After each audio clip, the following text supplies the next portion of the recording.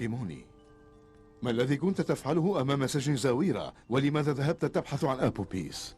ذهبت يا سيدي من أجل زوجته وأولاده القلقين الباكين إذ فقدوا أثره منذ مدة.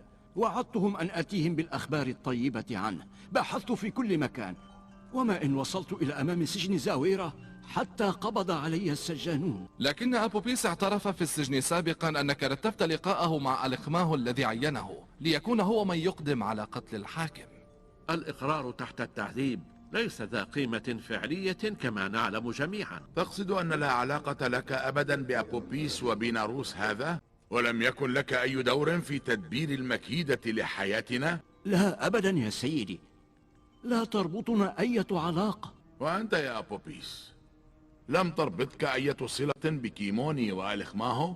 لا يا علي المقام، أنا لم تربطني أي صلة بكيموني وجناب ألخماهو. وقد دبرت مكيدة السوء بحياتي مع بيناروس لوحدك. كلا علي المقام، كلا، أنا لم أكن على علم بالقضية. إنه محق، هو لم يكن له علم بهذا الأمر. أنا وضعت كل تلك الخطة وحدي.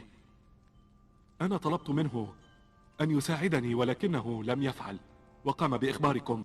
هيا ابتعد عن ناظري قبل أن يتملكني الغضب وأفقد زمام نفسي وأصدر الأمر بقتلك.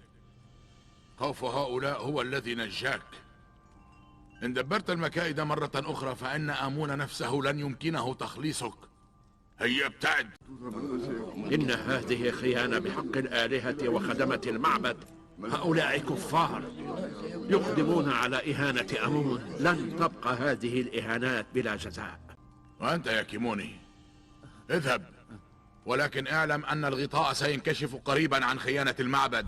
لا تنسوا الإعجاب بالفيديو والاشتراك في القناة تشجيعا لنا لنستمر بنشر المزيد إن شاء الله.